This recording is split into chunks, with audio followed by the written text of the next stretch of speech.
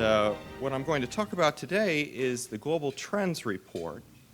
When I was on the National Intelligence Council, I had the privilege and honor of supervising the preparation of Global Trends 2030, the predecessor to this report. Since I left the National Intelligence Council 3 years ago, I worked closely with my successors and the drafters, so I'm quite knowledgeable about this report, but in fairness to all of you, I must say that I'm presenting the slides of the National Intelligence Council no longer having any formal affiliation with that organization where I served previously.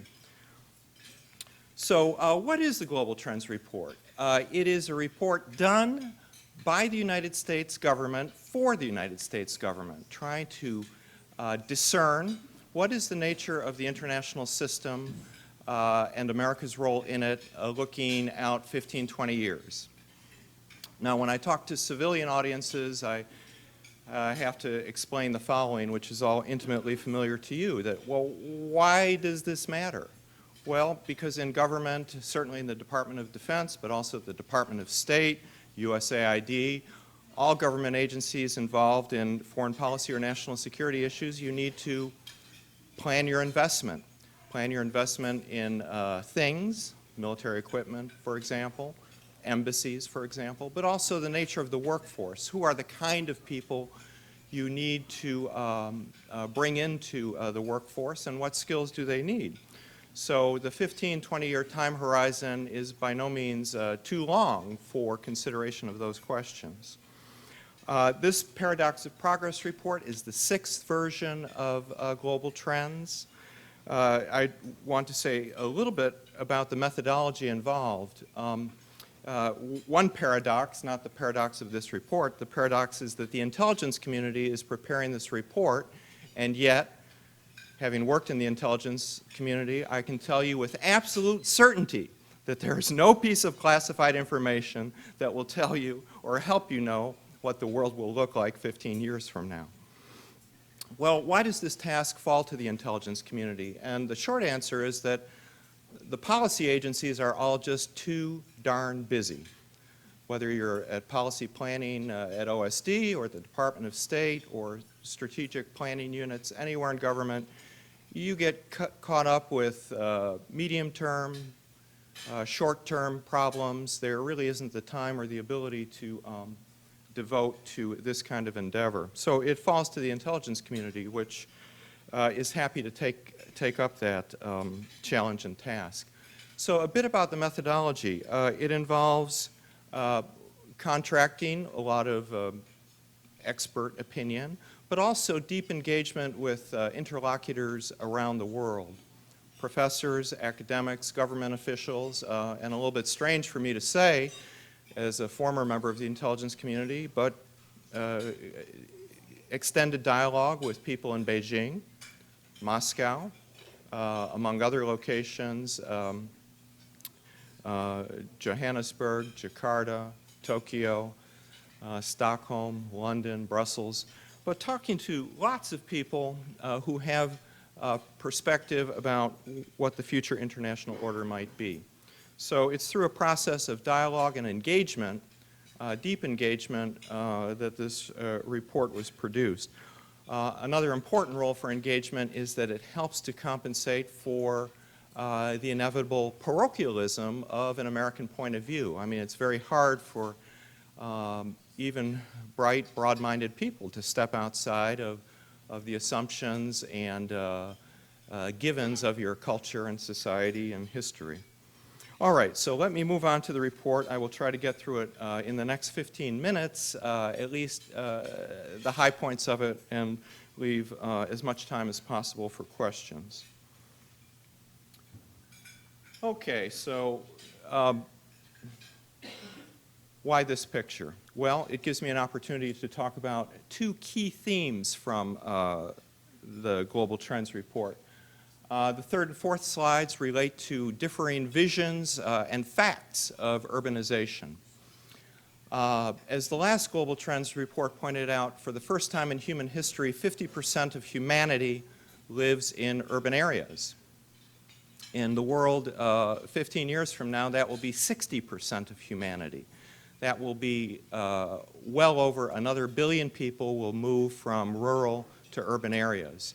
And that will be predominantly in Asia, Latin America, East Asia, which already has had significant urbanization, will have more. And so what is that vision of the future going to be like for urbanization? The third slide shows sleek, LEED buildings, well-ordered, municipal structures and power and water. And that's the good vision of the future. Most economic activity, most innovation occurs in cities, as you see in the third picture. Well, the reality of much of urbanization is the fourth picture: favelas, shanty towns, whatever you choose to call them in a local language. That represents most of what urbanization will be like, or certainly could be like. The two slides to the left are different pictures of water and lack of water. We spent a lot of time in the previous global trends, and certainly in this one as well, looking at water issues. Freshwater availability is going to be a key constraint on economic growth around the world. And for most of human history, there really have not been wars fought over water. Humanity has managed more or less amicably, certainly without major wars resulting, to resolve water disputes. And that's less likely in the future. There are over 200 river systems that cross international borders. In China, just as a factoid for your consideration, close to 70% of surface water in China is not usable for industrial purposes. I didn't say for consumption. I didn't say for agriculture. It's just so polluted it cannot be utilized for industrial purposes. And of course, with climate change, places such as the Sahel and other areas will be under increasing resource pressure. Okay, just the nature of what this report is. It looks at the 20 years, but no surprise here, policymakers are much more interested in the 5-year perspective, because that's the time frame in which they can most affect, of course, outcomes. But I do want to put in a word for policymakers and politicians. The canard is that they just don't care about anything past their term of office, and they think the world began when they entered office. Well, I don't want to parse that all too closely. I just want to say that in my experience, and this was with the previous administration, senior people in the Obama White House, including Tom Donilon, the National Security Advisor, took a very, very deep interest in looking out 15, 20 years ahead, and how the nature of decisions that were made during that administration would impact the long future, not just the 5-year future. And I'll say more about orbits, islands, and communities in a later slide. Okay, well, there's some good news and some less good news here. Let's start with the less good news. A very rapid growth in human population, which over time strains the resources of the planet. The good news in this slide is that because of globalization, a very significant slice of humanity has been lifted out of extreme poverty. Hundreds of millions of people have been lifted into the middle class in China, India, Turkey, Brazil, Indonesia. And if it's the best of times and the worst of times, the best of times would reflect that never have so many people and such an important slice of humanity lived at a higher standard of living than in the present. And the United Nations has made significant progress on Millennium Development Goals. That doesn't get read about or reported very much in the press, but it really is quite an impressive achievement, reducing the number in extreme poverty. This we call the elephant chart for obvious reasons. And this is what constitutes the paradox of progress. I've told you of the progress of hundreds of millions lifted out of poverty and into what constitutes the middle class in their countries. And that's the rise of the elephant's back. That if you look at the a percentile of income for all people everywhere, it is in the percentile from 10 to about 70% where globalization has produced really a very significant growth in living standards of the kind I just explained. Then you get to the 80% mark, and that is the incomes of people in the former communist countries, which have been improving since 1989, but had started at a low level.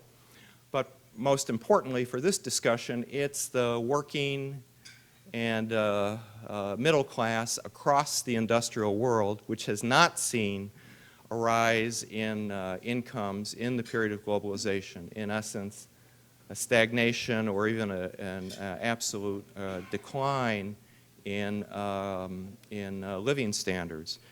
And of course, the nadir of this chart at the 80% mark, that's the point that's fueling populism, be it Brexit or a recent national election, the rise of Le Pen, the rise of AfD in Germany. It is working and middle-class people who feel very frustrated at their lack of economic progress and feel threatened by social change. And of course, a portion of that is immigration.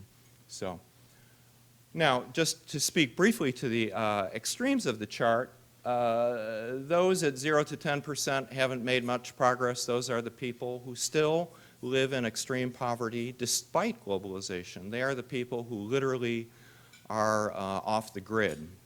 They're not part of the internet. They're not part of roads and transportation systems. They're not part of the global economy. Now, you can have all kinds of criticisms of globalization. I'm happy to entertain them all. But one fact of globalization is the enormous lift in incomes once you're connected to the global economy. And of course, at the far end, the wealthy across the industrial world and the wealthy everywhere have done very, very well in the period of globalization. Hence, you all understand how that plays out, the Occupy Wall Street movement, the 1% versus the 99%. I'll just stop right there. But this is really the paradox of progress highlighted in the title of the Global Trends Report.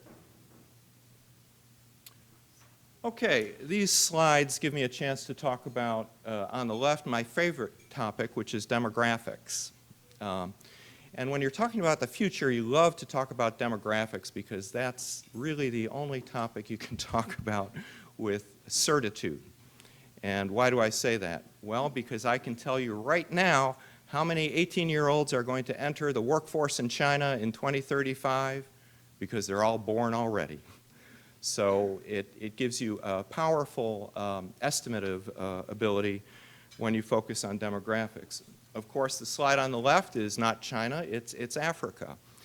And Africa has falling birth rates, but they're still significantly higher than the rest of the world. And Africa, by the world of 2050, a little bit beyond the scope of this report, 1/4 of humanity will live on the African continent. Nigeria, a large country for sure, at about 160 million people, sometime around 2040, certainly not later than 25, will have more people than the United States of America. It will become the third most populous country in the world. And Nigeria is not that big a place to have as many people as the United States of America. So that's kind of the scary part of demographics, but the hopeful part is also represented on the slide here, which is that human capital in Africa, if sufficient investment is made, that's the workforce of the future. That's where the growth of the future workforce will be. China is entering a period of, even right now, entering a period of declining entry of 18-year-olds into the workforce. The slide on the right, need I say any more? Threats, military threats that will continue to bedevil us. I'm just going to move quickly so we can get through this to questions. Okay, a word about governance. All governments everywhere are going to have problems addressing needs as expressed by their body's politic, and they're going to have trouble staying in office. And on the upper left-hand side, the increasing number, complexity, and speed of issues. Modern times bring problems before governments at a rate that no governments anywhere can handle very well, whether you're democratic, authoritarian, somewhere in between. Governments just aren't doing well with the questions brought before them. I might add to that, a part of this is because of the growth of the middle class. What defines the middle class? Middle class people want. They want education for their kids. They want safe food and water. They want more accountable government. They want a voice in governance. They want to participate in their futures for themselves and their families. So the rise of the middle class just makes governance a lot more complicated than it used to be. I'll just comment a little bit on the lower left-hand box, empowering individuals and small groups to act like states, altering once established patterns of governance and conflict. I caught the tail end of Admiral Stavridis' piece, and his example of bioterrorism and just the developments in biosciences is worth relating as indicative here. If you were sequencing the first human genome some 15 years ago, it was a multi-year, multi-billion-dollar project. Well, if you want to sequence genomes today, $10,000 in a couple weeks can do it, and you can do it with the CRISPR device that Admiral Stavridis mentioned. So graduate students, even undergraduates, are able to do the kinds of things that Nobel scientists and governments were doing 2 decades ago. So the developments in biosciences are astounding and profound. The good news, of course, is that this will pave the way for lots of medical benefits as we understand genetic codes and the causes of disease better. And so if you happen to live in a rich country, the chances for health improvement are very good as you look out over time. Well, the opportunities for bioterrorism, for obvious reasons, are also greatly enhanced. And unlike nuclear programs or even chemical weapons programs where there are clear indicators for, overhead collection and for figuring out the development of capabilities, not so much with a bioterrorism program. You can do it in a garage, you can do it with just a couple people. Very, very hard to get ahead of that threat. Okay, then I'm just going to talk a little bit to the right. Power isn't what it used to be. By all indices of power, the United States has an awful lot of it. Yet, in Afghanistan and Iraq, we could not achieve outcomes that we wanted and thought we could. patterns of cooperation, as noted here, become essential but more difficult.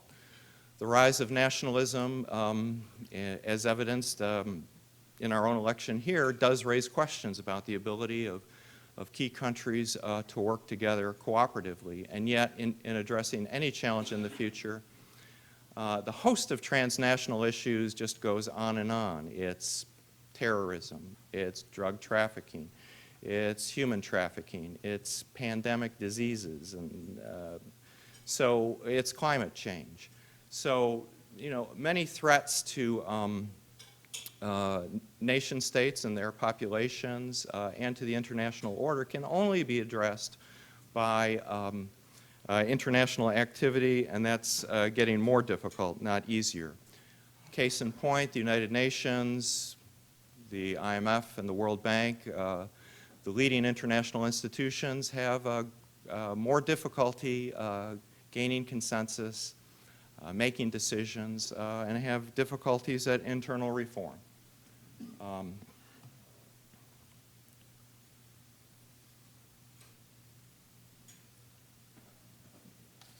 I'll just linger here, let the slide speak for itself, so we can move on to questions quickly here. Okay, so talking about what will the nature of the international order be like? Will it be islands? Will it be highly nationalistic, populist governments that will insist on addressing internal concerns and that will downplay the importance or even the value of international cooperation? Marine Le Pen wants to leave the Union and put up border posts and restore la gloire de la France. So, well, we'll see. Okay, so that's briefly on islands. Orbits, well, that's the traditional geopolitical world. China and its tributary states, Russia and the near abroad, and yes, the United States with Latin America and the Monroe Doctrine, all the interventions of the early 20th century referenced earlier. Or will it be communities? And of course, communities was what the United States sought to create in the post-war order, the creation of the UN, the creation of NATO, our support for the European Union, and communities do exist. The international community, 190 nations came together in the Paris Accord, something I would not have predicted given the rest of the analysis I presented to you, and achieved an impressive agreement, certainly in its aspirations and goals. Implementation, of course, remains to be seen. But communities will represent, from the standpoint of this report, the key way in which the United States, most powerful country in the world, indispensable nation as labeled by many, but it's through communities that the United States addresses the host of transnational problems and most international problems. Okay, a slide on opportunities. My former colleagues at the National Intelligence Council now placed a great emphasis on the nature of resilience as reflecting how countries and societies and how the United States can best adapt to what will inevitably be surprises and discontinuities in the international order between now and 15 years from now. So just a word about what this report, in closing, tries to achieve. It's not predicting the future.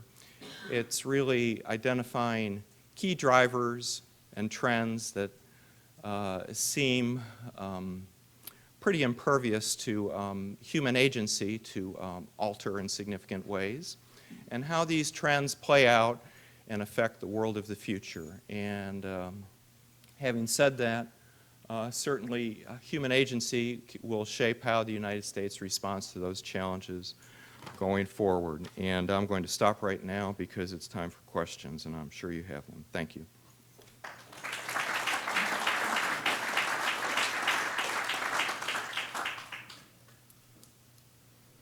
Yeah, please. Jim Armando, you mentioned earlier about the personnel side, about how to develop the leaders to interact. Can you talk a little bit more about your thoughts on a little bit more specifics on that? Is resiliency maybe a trait that would be incumbent on future leaders to have, that kind of thing? Certainly, and I think that has been taken on board by policy planners and human resources folks in the agencies I mentioned. You're going to know in more detail than I at the Department of Defense how that's playing out. I certainly know, for example, at the Department of State, a personnel system I know better. You know, they're looking for new Foreign Service officers with a wide variety of talents from the civilian world that will be important in the department's future work. And another example, a concrete example from the Agency for International Development. If the world is going to be 60% urbanized in the future, well, you need people who have worked on urban planning and urban issues, and that program design for AID is going to have a much stronger emphasis on urban-related issues rather than, you know, kind of traditional agriculture and well drilling and that sort of thing. Thank you. Yeah, please. Most forecasts talk about things called wildcards. What are some of the things in the future trajectory that could be all putting offsetting? Yeah, thank you. And there are wildcards in the report. I didn't talk about them here because of time constraints. The problem with wildcards is they generally relate to things that have already occurred in some way or another. So you know, true black swans or wildcards are by definition hard to predict. But Global Trends has looked at pandemics.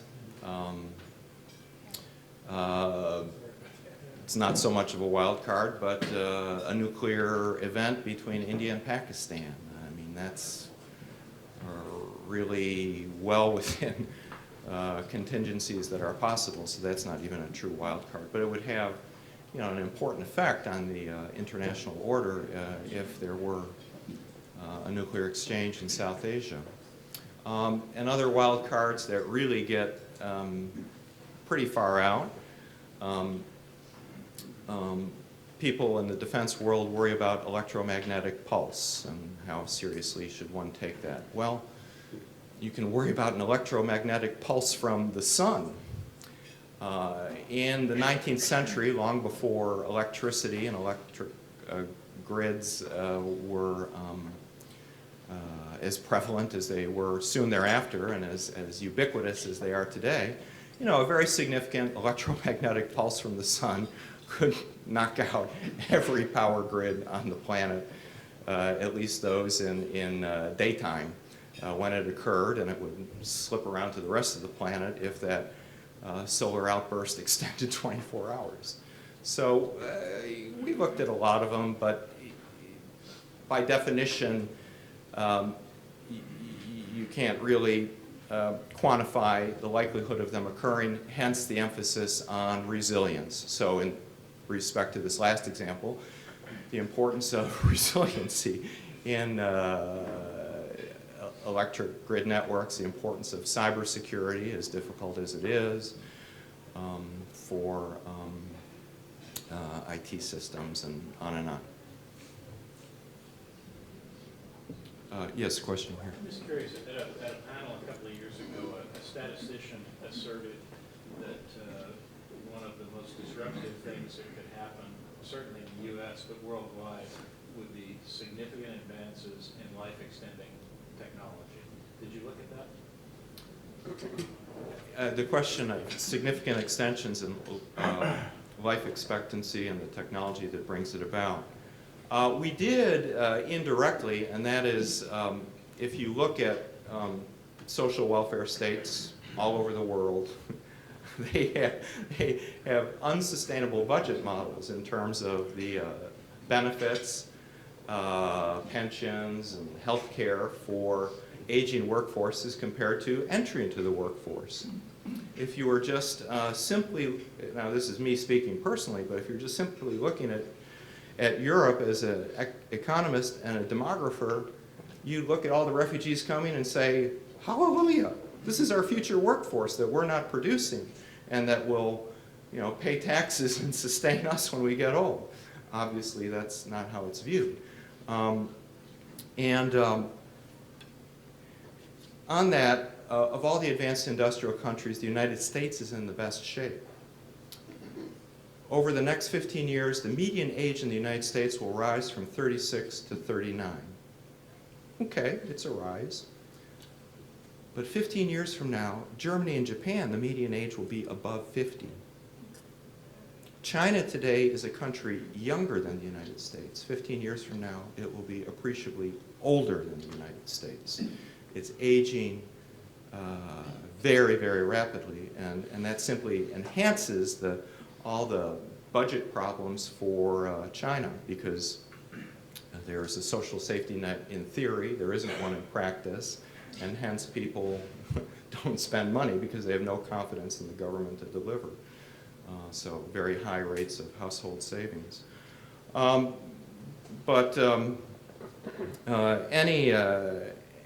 demographer will tell you that advances in healthcare have just knocked the hell out of plans for Medicare, Medicaid, Social Security, and all their counterparts in the industrial world.